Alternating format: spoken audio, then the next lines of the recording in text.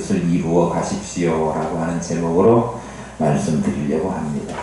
우리 다니엘서 지금 쭉 살펴오는데 분위기가 확 바뀐 데가 있어요. 1장에서 6장까지는 다른 사람들의 환상, 계시를 다니엘이 해석해 주는 식으로 해서 왕국들의 소멸, 생성 이런 거에 대한 이야기를 전해 주었고 7장부터는 다니엘이 직접 본 환상에 대해서 말씀하고 있는데 7장에는 바다에서 나온 네 짐승의 환상 기억나시죠? 그리고 8장에서는 두 짐승이 나오는데 두 뿔난 숫양 그리고 한 뿔난 숫염소의 비유를 가지고 메데바사 제국과 그리고 헬라 그리스 제국에 대한 이야기를 환상으로 보여주셨고 그리고 그 일이 한 400여 년이 흐른 그 후에 실제로 일어났다라고 하는 사실을 우리가 확인해 보았습니다. 그래서 미리 보여준 내용이 뭔가 짐승이나 이런 비유적인 표현으로 우리가 알아먹기 힘든 것들로 이야기되었지만 지내고 보니까 확실하게 그것이 이것을 예고한 일이었구나. 틀림없이 하나님께서 환상으로 계시해 준 일이 성경의 말씀으로 계시해 준 일이 일어나는구나 라고 하는 것을 우리가 알게 되었고 우리도 또한 성경을 통해서 말씀하신 앞으로 다가올 미래 주님의 재림 이것이 예고된 대로 틀림없이 그렇게 될 것이다 라고 하는 분명한 믿음을 가져야겠다 라고 하는 것을 다시 한번 깨닫게 되었지요. 그리고 8장에 오니까 이 바벨론에 있지만 어디 지역을 봤어요? 을레강변에 있는 을레강변에서 있었던 그 환상을 그 순양과 순염소 묵시를 그렇게 살펴보았고 오늘은 제 세 번째 다니엘이 받은 묵시 환상에 대한 이야기인데요. 세 번째 묵시에는 71회에 관한 묵시가 나와요. 그런데 이 71회에 관한 이 묵시는 신학자들마다 굉장히 의견이 분분하고 이게 묵시가 비유적으로 보여주어서 딱 어떤 일이다라고 정해서 보여준 게 아니기 때문에 시간이 흐른 다음에 그 묵시로 주신 것이 이것을 의미하는 것이구나 지내놓고 보면 분명하지만 지내기 전에는 그게 그림자 또 지금처럼 선명한 거울이 아니라 청동으로 만들어진 잘 안 보이는 그런 거울과 같은 것이어서 무엇인지 참 어려운 대목이긴 하지만 다른 계시들보다 무엇보다도 어려운 계시가 71의 계시예요. 묵시예요. 그래서 성경학자들마다 다 해석이 다르고 또 생각하는 바가 달라요. 그래서 이 본문을 제가 준비하면서 너무나 머리를 많이 써가지고 머리카락이 많이 빠진 것 같은 생각이 들 정도로 설교도 각 목사님들 하시는 설교를 제가 10편 이상을 들었어요. 그런데 10분 이상의 설교가 하나도 똑같이 하시는 이 본문, 똑같은 본문을 가지고 똑같이 해석하시는 목사님이 아무도 없을 정도로 이 본문이 난해해요. 그러나 성령께서 우리에게 하시는 구체적인 내용은 몰라도 큰 틀에서 제가 말씀드렸죠. 분명히 이러한 일이 있을 것이다 라고 하는 것에 대한 확신, 내가 뭔지는 모르지만 주께서 성경을 통해서 우리에게 다시 오마 약속하신 그 재림의 날이 분명히 우리에게 임할 것이다 라고 하는 것을 시대를 건너서 69일에 그리고 71회가 도래할 때까지 그거에 대한 환상에 대해서 일일이 구체적인 것을 우리가 모른다고 하더라도 또 다른 목사님들도 모른다고 하더라도 성경에서 분명하게 우리에게 전달하고자 하는 뜻은 우리가 분명히 알 수 있거든요. 그것을 통해서 바른 믿음을 가지는데요. 오늘은 여러분들 내가 미리 예고를 주고 어려운 본문을 나중에 해야지, 오늘 이 이야기 하면서 어려운 대목을 갑자기 하면 소화가 안 되시니까, 더군다나 지금 한 병원에 한 달 반 막 사무실 이렇게 오신 분들이 있는데 갑자기 그 이야기 하면 체할 것 같아서 오늘은 그 앞부분 71의 환상은요, 다니엘이 성경 말씀을 읽다가 70년이라고 예고된 포로 생활이 이제 얼마 안 남았구나 라고 하는 것을 성경 예레미야서를 보고 알게 됐고, 그 알게 된 그 말씀을 붙잡고 기도하다가 70년 그거보다 훨씬 더 큰 것에 관한 응답을 받은 것이 71의 환상이거든요. 오늘 뭐부터 할까요? 71의 환상부터 볼까요? 아니면 70년에 관한 이야기부터 할까요? 아니면 다니엘이 말씀 보고 기도하는 대목부터 할까요? 여러분 원하는 대로 잘 찍어요. 기도, 말씀 보고 기도하는 대목, 그 대목을 가지고 서로 은혜를 나누고, 그리고 이제 점차로 71회에 대한 이야기를 살펴보려고 합니다. 다니엘이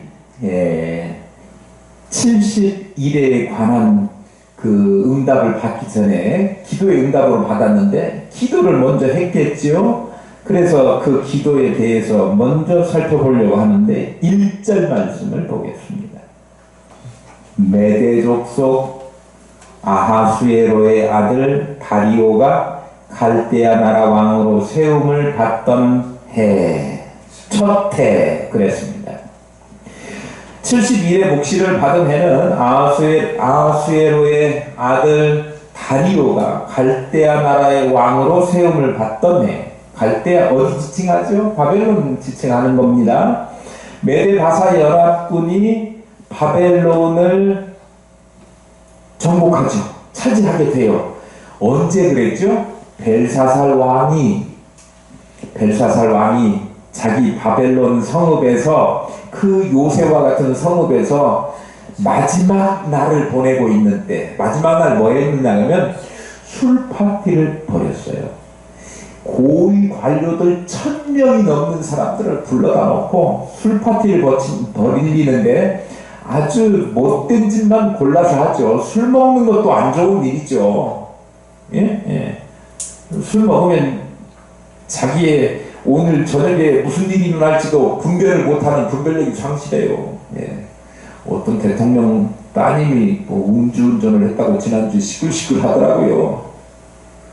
왜 그랬을까? 그냥 안타까운 마음이 있어요. 이 중에는 술 드시는 분들 안 계실 줄로 믿습니다. 혹시 그러시면 하나님께서 끊어주시기를 소망합니다. 술 파티를 벌이는데 누가? 그 느부갓네살이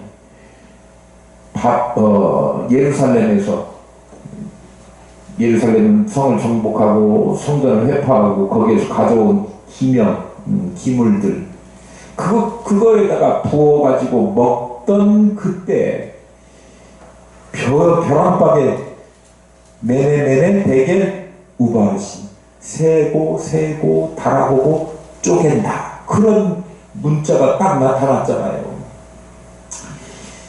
해석 못하니까 해석하는 사람 불러들여라 그래가지고 그 벨사살의 할머니가 와가지고 그거 이제 다니엘을 추천하게 되잖아요. 어쨌든 그런 벨사살을 정복했던 왕은 실제적으로 메데 바사 연합군의 고레스 왕인데, 고레스가 이 바벨론을 정복한 후에, 그러니까 그게 주전 539년이에요. 그때에 바로 거기에 왕좌를 차지한 게 아니고 자기의 삼촌이자 그리고 나중에 장인이 된 다리오에게 왕위를 일임했다가 한 2년 지나고 다른 데 정복하고 돌아와서 돌아오면 삼촌이 그래 수고했다 내가 너에게 왕권을 주마 이렇게 해갖고 하면 평화적인 정권 교체 식구간에 장인하고 사위사의 장서지간에 그렇게 다 권력을 주고 얼마나 보기 좋습니까? 예. 그거 못 차지해가지고 막 서로 찌르고 죽이고 막 이런 암투를 벌이는 것보다 훨씬 보기 좋잖아요.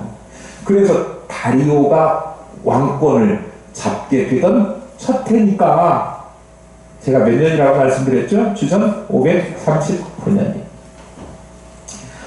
언제 그보다 훨씬 전에 예루살렘 성전이 무너지고 성전 기명을 탈취당하고 했던 해는 주전 586년 느부갓네살에 의해서입니다.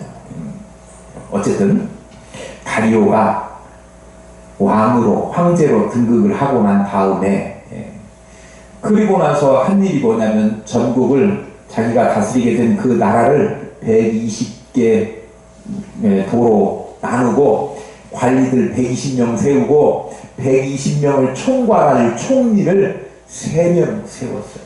그 중에 다니엘을 뭘로? 수석 총리로 세웠어요. 참 그런 거 보면 다니엘은요 원래 바벨론의 포로 신분으로 왔다가 거기에서도 뭐까지 지냈던 사람이에요? 제 권력 서열 3위. 왜 3위가 됐죠?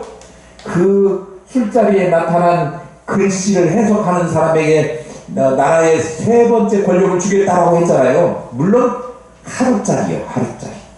왜 3번째 권리라고 3번째 자리라고 이야기했냐면 저 멀리 떠났던 사람 그리고 자기 그리고 다니엘 이렇게 하니까 3번째 자리가 된 거라고 제가 말씀을 드린 바 있지요.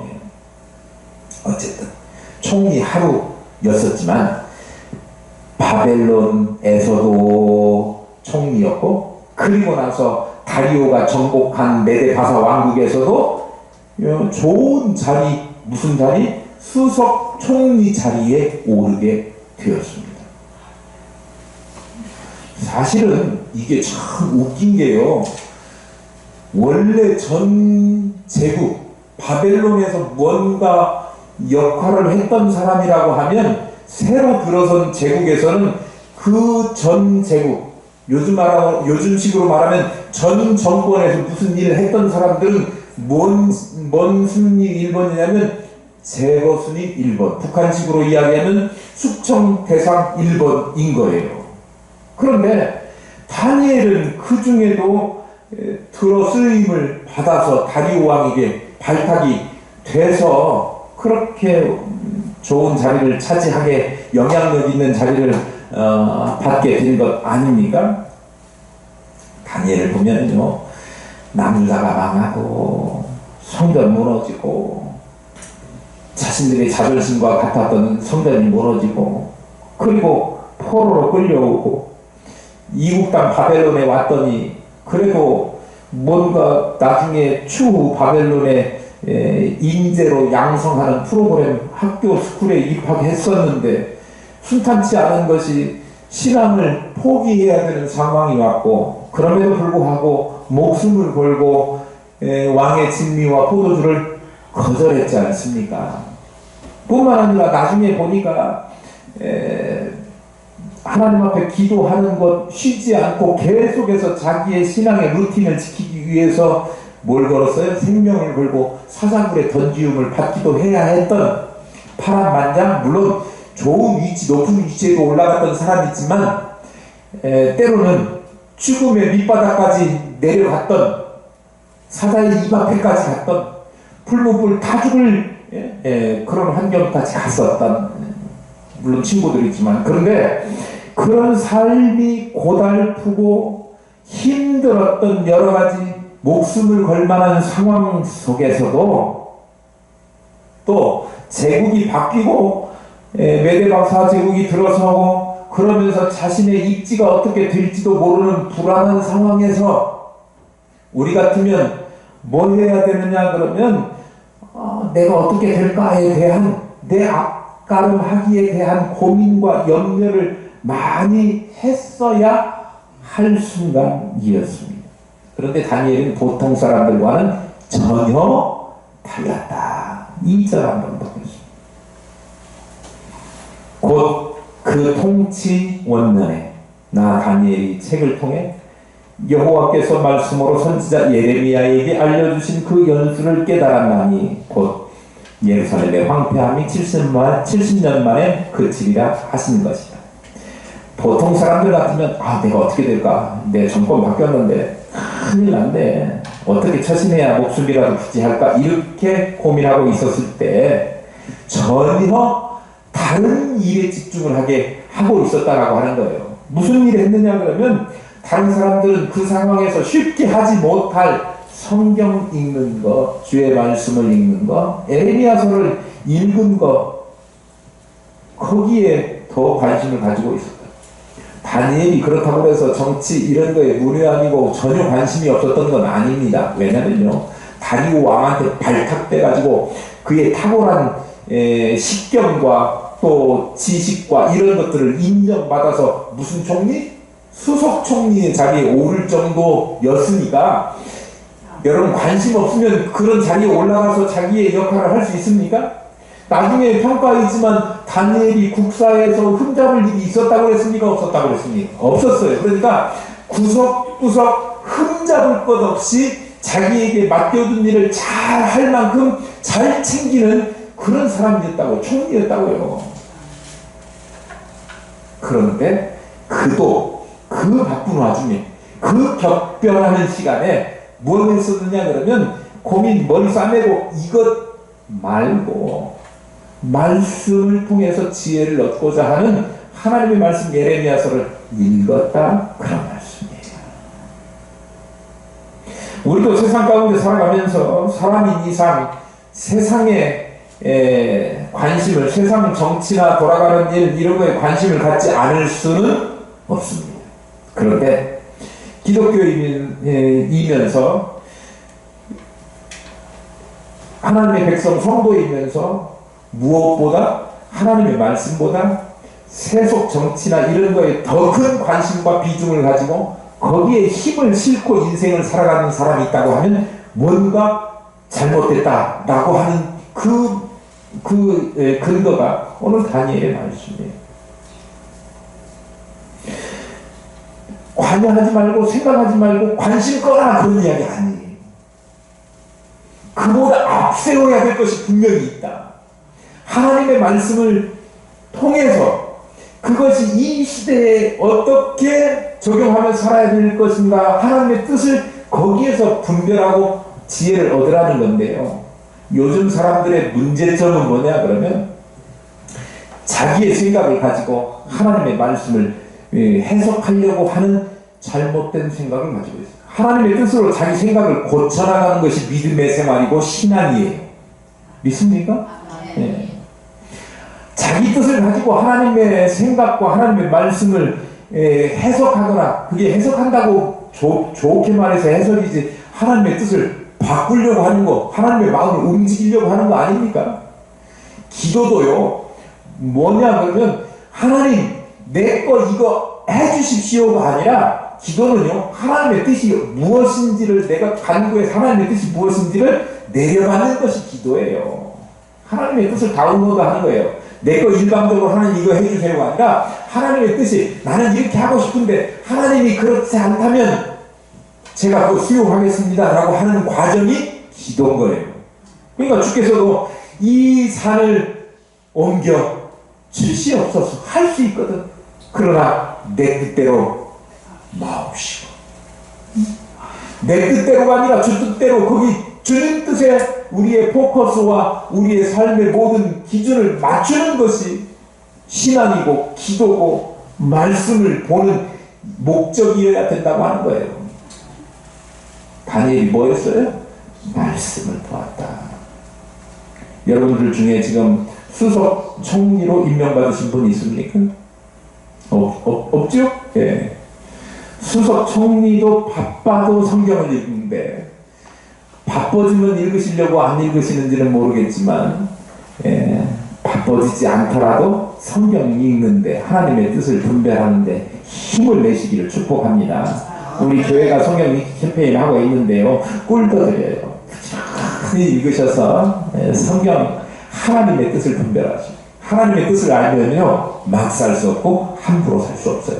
성경 읽는 사람이 세상에 나가서 막 멋대로 살고 그럴 수 없다 이거예요.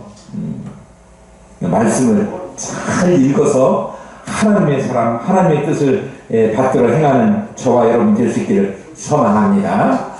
자, 아슬아슬한 인생의 고비고비를 지내오는 그 대나무 백척반두에 달랑달랑 서 있는 그런 인생을 살았던 다니엘이지만 그 와중에도 말씀을 읽었다. 오늘 본문이 가르쳐주고 있는데 다니엘이 읽은 말씀은 보니까 에레미야, 선지자 에레미야에게 알려주신 그 연수를 깨달았다. 그 대목을 읽은 거예요. 다니엘이 읽은 에레미야 선지자의 그 포로 생활 연한에 대한 말씀이 예레미야서 25장과 29장에 언급되어 있는데요. 25장, 예레미야서 25장의 말씀을 제가 먼저 읽어드리도록 하겠습니다. 25장 11절 12절. 이 모든 땅이 폐허가 되어 놀랄 일이 될 것이며 이 민족들은 70년 동안 바벨론의 왕을 섬기리라. 몇 년? 70년 동안. 12절. 여호와의 말씀이니라. 70년이 끝나면 내가 바벨론 왕과 그의 나라와 갈대아인의 땅을 그 죄악으로 말미암아 벌하여 영원히 폐허가 되게 하되. 예레미야 선지자를 통해서 예언한 포로 기한이 언제 맞춰질지에 대해서 하나님의 뜻을 다니엘이 분명하게 알게 되었다고 하는 거예요. 그 전까지만 해도 그 당시에는 성경이 귀했잖아요. 지금처럼 활자와 같은 게 아니고 두루마리로 해가지고 몇 사본 안 되는 그 성경책 구하기도 힘들고 그랬으니까 예레미야의 글을 못 읽고 있었던 듯해요. 근데 이제 와갖고 그걸 읽게 되었는데 언제 끝난다고요? 이 포로 기간이 70년 끝난다고 하는, 70년이면 끝난다라고 하는 것을 읽게 된 거예요. 깨닫게 된 거예요. 아, 내가 지금 여기에 끌려온 지 벌써 한 6년, 7년이 흘렀는데 언제 끌려왔어요? 주전 605년. 그리고 지금 때가 언제라고 했죠? 다리오 왕 첫해. 그러니까 주전 539년이니까 66인가요? 67인가요? 예. 더하기를 잘 못하니까. 67년. 그러면 이제 몇 년 남은 거예요? 한 3년여간 남은 거예요. 아, 이제 곧 조금만 참으면 하나님이 우리를 돌려보내시고 포로의 생활에서 노임하신다. 그런 생각이 예레미야 예언서를 보면서 얼마나 좋았겠습니까? 우리 포로 생활 끝이구나. 병원 생활 이제 끝이구나. 얼마나 좋아요. 우리 장로님 오늘 오셔서 감격스러운 그 마음이 막 이게 말씀 속에 묻어나요.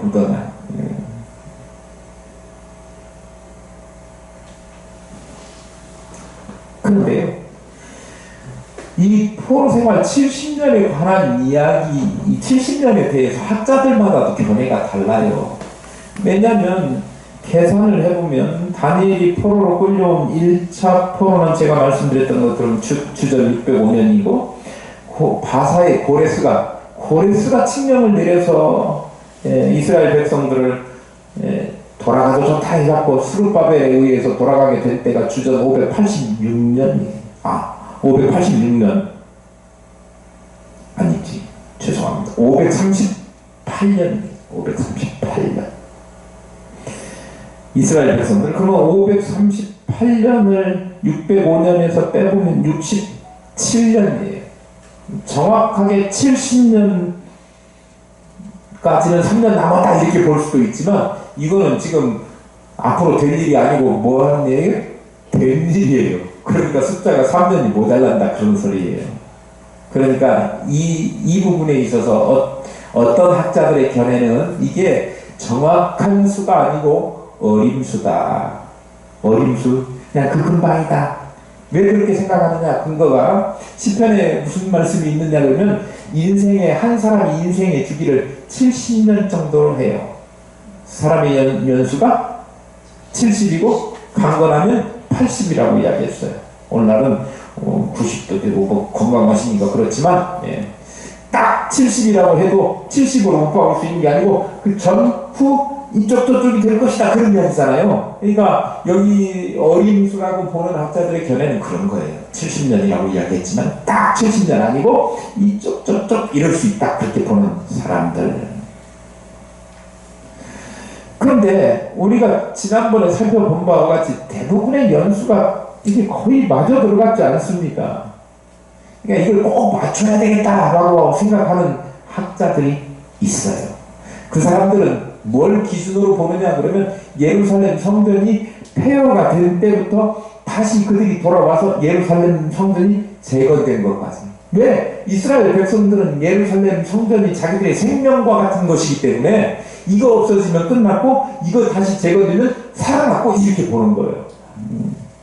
뒤에도 보면 70일에 대한 예언 환상을 이야기할 때 포로 귀환, 성전의 재건, 그 다음에 예수 그리스도의 초림, 그리고 재림 이런 이야기들이 예언되어 있거든요.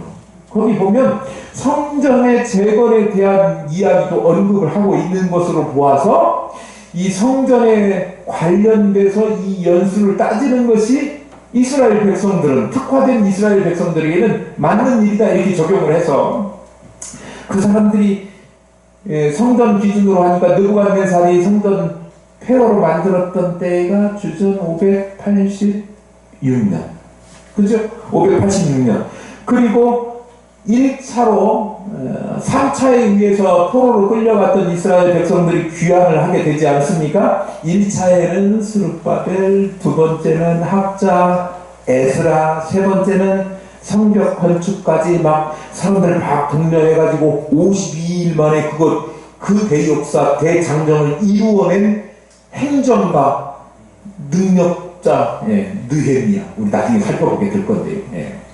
52일 만에 다 성벽까지 다 완벽하게 하죠. 근데 어쨌든 성전은 스룹바벨에 의해서 1차로 귀환한 다음에 성전에 대한 무너졌던 제1성전 솔로몬 성전을 다시 세우게 되는 스룹바벨에 의해서 재건된 성전을 기준으로 해보면 그게 언제냐 그러면 주전 516년입니다.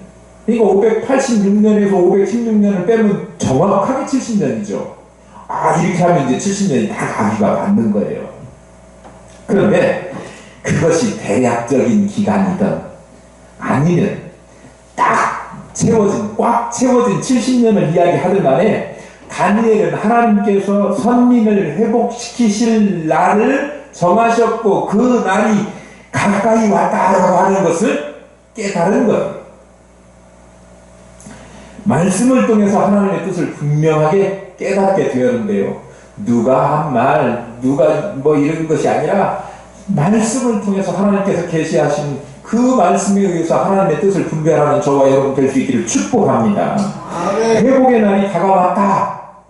그렇게 깨닫게 될 때 다니엘이 무엇을 했는가 보면 우리도 이제 하나님께서 우리에게 정한 날들이 다가올 때 무엇을 해야 되는가에 대한 지혜를 얻게 될 수 있을 건데요. 3절 4절 보겠습니다.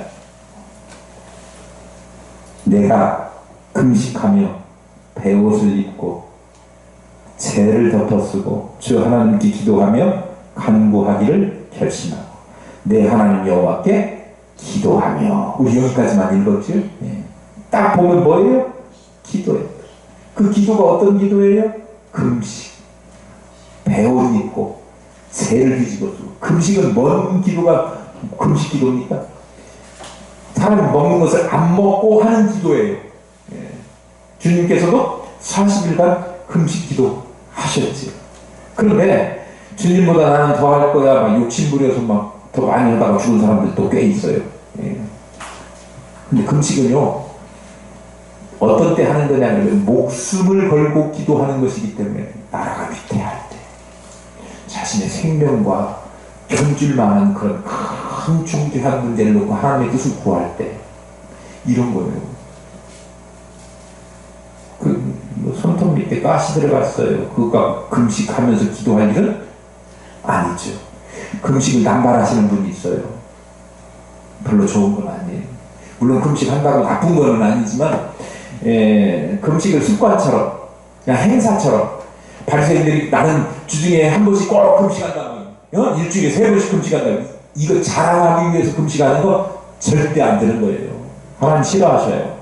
하나님은요 정말 목숨을 걸고 자신의 생명을 걸고 전폭적으로 하나님을 의지하기 위해서 간구하는 그 기도를 원하시는 거지, 행사처럼 내가 했습니다 라고 하는 성과주의로 기도하는 거 하나님 싫어하신다고.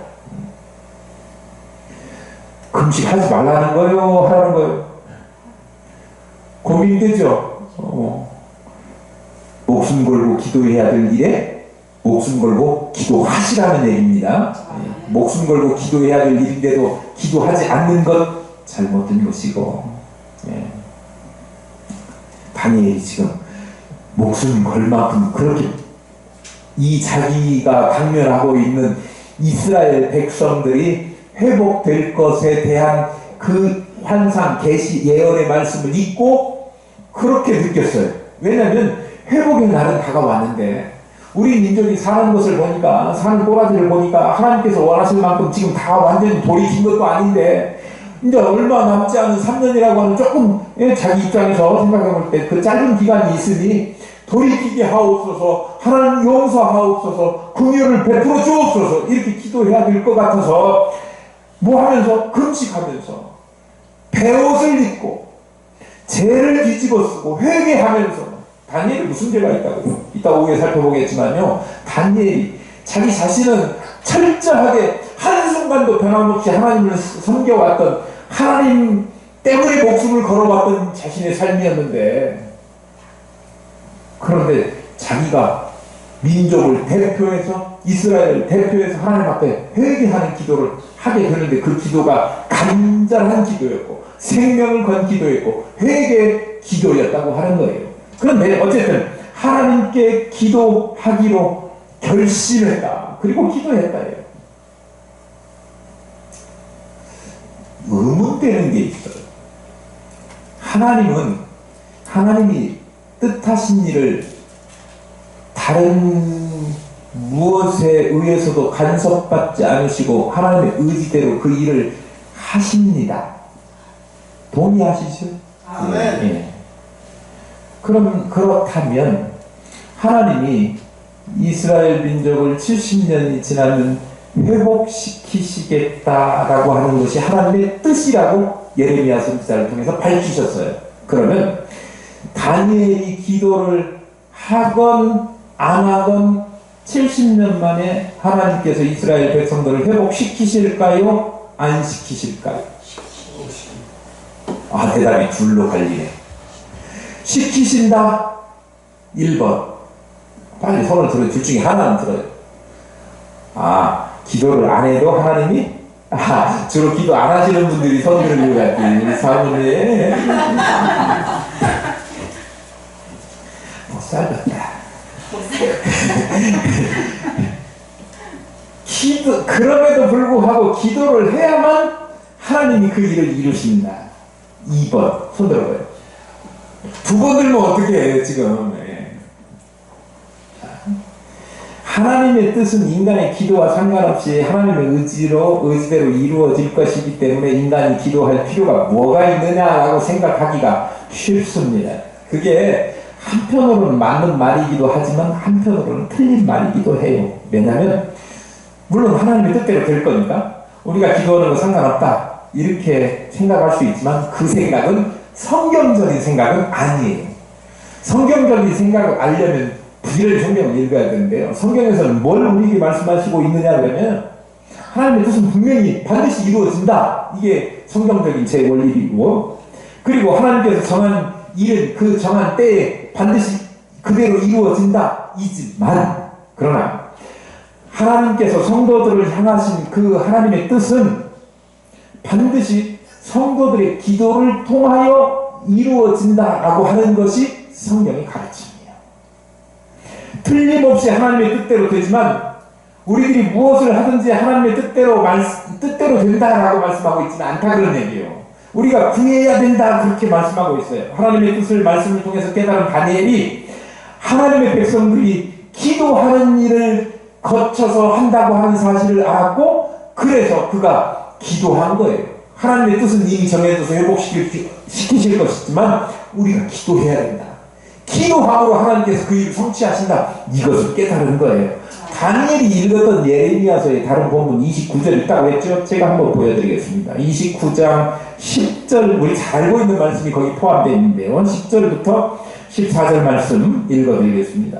여호와께서 이와 같이 말씀하시니라. 바벨론에서 70년이 차면 내가 너희를 돌보고 나의 선한 말을 너희에게 성취하여 너희를 이곳으로 돌아오게 하리라. 여호와의 말씀이니라. 너희를 향한 나의 생각은 내가 아니니 평안이요 재앙이 아니니라. 너희에게 미래와 희망을 주는 것입니다.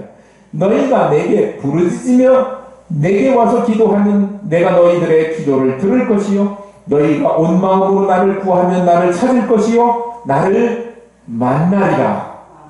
이것은 여호와의 말씀이니라. 나는 너희들을 만날 것이며 너희를 포로된 중에서 다시 돌아오게 하되 내가 보내었던 나라들과 모든 곳에서 모아 사로잡혀 떠나던 그곳으로 돌아오게 하리라.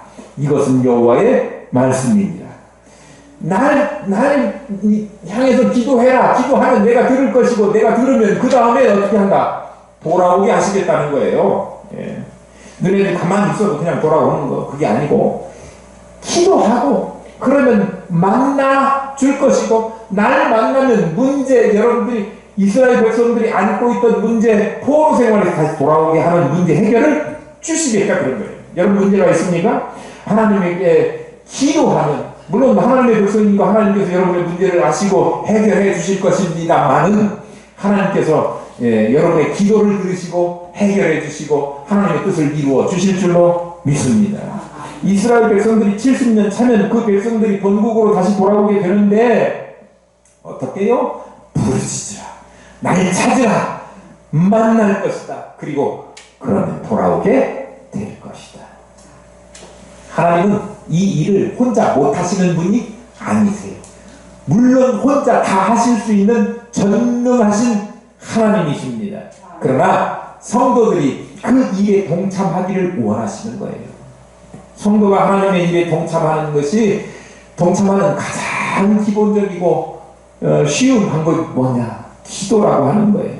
하나님이 어떤 일을 행하실 때 자신의 뜻을 당신의 백성들에게 알리시고 그리고 난 다음에 행하신다고 했죠? 선지자들에게 알리신 일 없이 하나님께서 하시는 일이 없다고 그랬는데요. 알리시고 그 일을 알게 되는 하나님의 백성들이 하나님 앞에 간구할 때 하나님께서 그 일을 이루어 가시는 것이 성경에서 말하고 있는 하나님의 뜻을 이루어 가시는 하나님의 방식이에요. 그러니까 여러분들 내가 아무것도 안 해도 하나님의 뜻이 이루어질 것이다. 하나님의 계획 속에 있는 일이니까 그렇게 생각하면 오산이라고 하는 거예요. 분명한 말씀을 제가 하나 더 짚어드릴게요. 에스겔서 36장 36절 37절 말씀입니다. 같이 읽어볼게요. 같이. 시작. 너희 사방에 남은 이방 사람이 나 여호와가 무너진 곳을 건축하며 황폐한 자리에 심은 줄을 알리라. 나 여호와가 말하였으니 이루리라. 주 여호와께서 이같이 말씀하셨느니 그래도 이스라엘 족속이 이같이 자기들에게 이루어지기를 내게 구하여야 할지니라. 전화하면 좋겠어요. 손바닥에다 적든지 벼락박 냉장고에다 붙여놓든지 그래도 뭐 해야 될지니라? 구해야 될지니라. 하나님 앞에 기도해야 된다고 하는 거예요. 하나님께서 회복의 약속을 하셨어도 하나님의 백성이 구해야만 할지니라. 구해야만 그것이 이루어진다라고 말씀하는 거예요. 우리가 기도해야 될 이유가 있어요. 하나님께서 우리에게 말씀을 통해서 확신 주시기는 우리를 보호하시고 인도하신다고 약속하셨고 우리에게 회복과 부흥의 은혜를 주실 것을 약속해 주셨어요. 저는 그걸 믿어요. 그러나 그것이 그냥 믿어지는 일이 아니라 하나님께서 뜻을 그렇게 정하셔서도 그래도 우리가 구해야 할지니라. 아멘. 하나님 앞에 하나님께서 뜨신 일을 정하신 일이지만 하나님 앞에 간구하면 하나님께서 역사하시고 그 일을 이루시는 거예요. 낙심하지 마시고 원하고 바라는 일을 하나님 앞에 구하시는 저와 여러분 우리 교회가 되시기를 축복합니다.